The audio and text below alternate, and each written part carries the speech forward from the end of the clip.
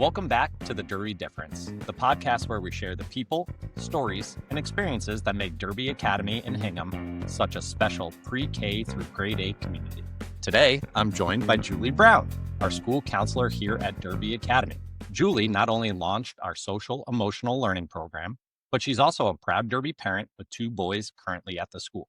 Around campus, we like to say that Julie puts the heart in mind and heart, and I can't wait to explore what that really means. So let's get into it. All right. Welcome, Julie. It's so great to have you. Thank you so much for having me. I'm really excited to be here. Perfect. So let's start at the beginning. What brought you to Derby and what made you want to become the school counselor? Coming to Derby was perfect timing. I stayed at home with my 2 young boys at the time for about 7 years, and I was ready to get back into my career. And I was actually at the bus stop when a neighborhood parent said her friend, who's a parent at Derby, talked about a counseling position opening at Derby Academy and that I should apply. So I talked to that parent and I got a coffee with the head of school at the time, and it just was completely meant to be. Amazing. So tell me a little bit about the role as being a counselor and a parent. How has that shaped your perspective on the Derby community? Great question. So I have an incredible opportunity to work with every single faculty member here, every single member of leadership, every single family member and student, and I get to see all the magic of Derby. I get to see from our 4-year-olds all the way to our 14-year-olds how hard every teacher works, not only in their content area, but in meeting each child exactly where they are. So my love of Derby first comes from that place professionally, and then my boys came. And I get to see the magic of Derby from their eyes. I get to see how the teachers make a difference for them, how they get to explore theater and music and incredible STEM opportunities and just come home with confidence and a love of learning from being Derby students. It is by far one of the best parenting decisions me and my husband made. Yeah, it's so great when you see your kids just out in the wild and Yes. you get to see them interact with friends when you're not supposed to be seeing, I right? know. It's like that amazing thing about being kind of a parent, but also an employee here. It's my favorite thing. And just It's look very right out the special. window and Yeah. see the kids on the playground and stuff like that. It's the best. Mhm. So you were instrumental in bringing Derby's SEL program to Derby, social emotional learning. Why is that important for Derby? Why is that important for all schools to bring on SEL or bring SEL lessons into their classrooms? Sure. CL is important for any school. The research is there. You see improved academic performance across the board in schools that have social emotional learning. At Derby, we not only have it weaved into our day, we have explicit lessons in all 10 grade levels in the social emotional learning realm that decreases some behaviors and increases kindness, confidence, and again, academic achievement. I love that. And I saw that firsthand with my daughter, Kendall, when she first got here. The kindness throughout the campus is what makes this place so special. And it's not that the people at her previous school weren't kind. Of Yes. course, they were kind. But I just think the level that Derby takes it to is the next level and makes kids that are a little shy, a little quiet, maybe don't fit in perfectly to a public school model. These kids stand out here and they have this confidence that they can be here and they can do that and they can make friends. And I think the teachers instill that in all of our students, and it's so fun to see. Absolutely. So we want to meet every single student where they are academically and social emotionally, and we bring them up from there. And they see in their peers and with their teachers that they're comfortable and safe doing that. So we see it more often. Talk to me about a social emotional lesson. So what does Sure. that look like in pre-K, and then maybe take grade 4 and then maybe take grade 8? So let's do 3 and we'll start with our pre-Kers. What does that look like in pre-K? Absolutely. We cover a lot of different topics throughout the year. So I will focus on empathy first. An empathy lesson in pre-K and kindergarten is going to be rooted in a story. We look at a character, we use our expressions, we use a tone of voice. We ask them, what do you think this character is feeling? How come? What would you do? We really try to have the students at a young age try and feel what another character or person is feeling. That as you get older, we use other examples that are in the real world, maybe in a novel study, maybe in historical information in upper school history class, or maybe in the news, something happening in sports. What do you think they're going through? What do you think that person feels like? And it's not whether you agree or disagree. It's the ability of, can you feel what they're feeling? Can you put yourselves in that shoes? Empathy is a skill everyone can learn. I love that. I mean, what it means when people say to you, You put the heart in mind and heart. How does that make you feel? I love it. I love it too. I love it. But tell me how that makes you feel and tell me why people are saying that. I feel honored that people say that. Don't think I deserve to wear that badge of honor by myself. It is every teacher, honestly, teaching these lessons, but also, again, just weaving it into their day and every interaction with students. We have small class sizes. We have the ability to see every single student as their individual, authentic self. We can meet them where they are. We can incorporate their outside interest into their class. We use their strengths to work on their weaker areas. It really is across the board, school wide. It is not just me, but I am honored to hear that at times. Great. So you kind of just led me into my next question because you're talking about the whole child Yes. development. How do you partner with families? How do you partner with teachers to work on whole child development? What does that look like? We spend a good amount of time getting to know each and every student. I will speak to teachers and families at great length about these children, their strengths, their areas of opportunity, their outside life, their health, their patterns at home, what's going on. And we can develop from those conversations next steps together and how to really support each child wherever they are, whether it's an academic struggle, a social emotional bump, something social going on with friends, outside stress impacting learning, whatever the barrier is. I spend time as a partner with all families and teachers, really getting to the root of it and working together on taking next steps to help that child reach a goal. That sounds like resilience. And so Yes. my next question Yeah. has to do with resilience. So what advice would you give parents who are trying to foster more resilience in their child? Maybe their child is quick to give up or doesn't want to go to their second practice of the violin or gets a bad grade at home and you kind of see the meltdown. What advice would you give to parents about being resilient or teaching resilience or instilling resilience in their child?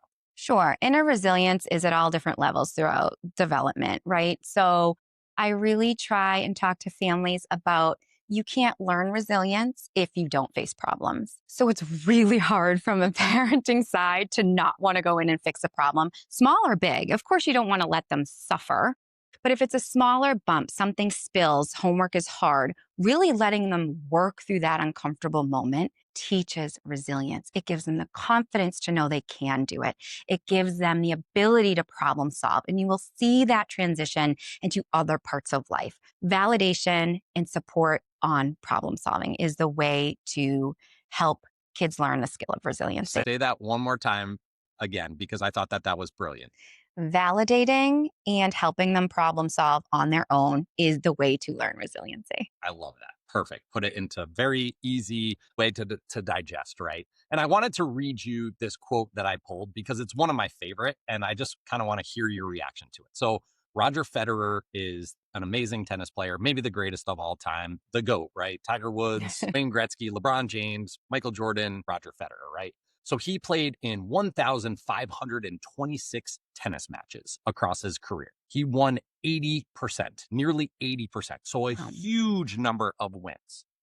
In those 80%, he won 54% of points. So he won 80% of matches, only 54% of points. That's like 1 out of 2 almost for the greatest player to ever play, right? And so I think about that all the time when I'm going through a little struggle or things aren't as easy. This is the greatest of all time, and he's winning 54% of the points, right? So it's not the overall picture that he won 80% of his matches. That's incredible, but it's every other point he's losing. That is what resilience means to me. Is it's like, how many times can you do the same activity, maybe not get the greatest results, and then keep doing that activity? I love that you just said that quote because we actually work with our kids in grades 5 through 8 on looking at famous failures. We look at Michael Jordan's career, we look at J.K. Rowling, we look at Walt Disney or Oprah, and we see all the struggle and failures they've had before they've had success. And they can really connect to that. And they can understand, I don't have to be afraid to make a mistake. I don't have to be afraid to fail. I can struggle and be uncomfortable with learning something, and I'm going to get there. It's pretty impressive that they learn this skill here. They're in a safe place here to do so.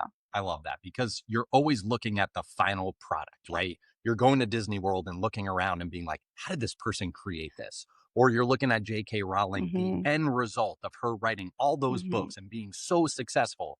But you don't hear about the fact that she had to go to multiple different publishing companies to get Harry Potter published. It wasn't she walked in first place. Years Yeah, to feel success. amazing. Do you have a favorite story or moment that captures the impact of Derby's SEL program? I can say it really overlaps with our PALS program, to be honest. Our PALS program is this incredibly connection based program where our older kids are paired with a younger student for the year. Every single child on a morning of PALS is super excited to come to school, to be at school, and to engage in an activity. The activities range from STEM activities to service work, but one that means a lot to me is when the older children have come up with kindness quotes and they bring that discussion to their younger pal and they pick a favorite.